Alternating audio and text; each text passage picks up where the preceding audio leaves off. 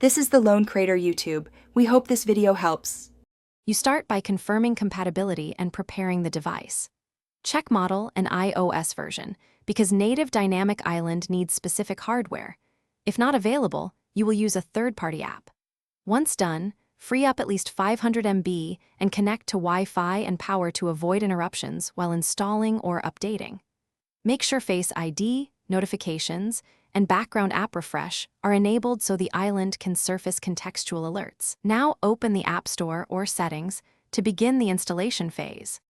You now install and configure.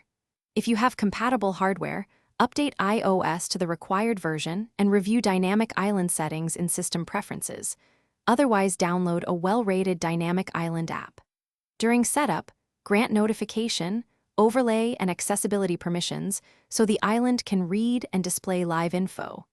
Then open the app's customization panel to set position, animation style, and which apps can push events. Make adjustments to sound and haptics so alerts feel natural. And test with it. You finish by validating and handling issues.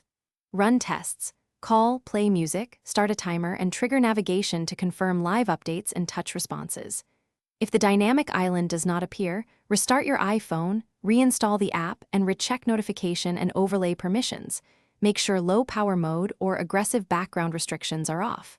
Also update apps and iOS because patches fix timing bugs. If problems persist, reset the app preferences or contact the app developer for logs so you can restore full functionality. Thanks for watching.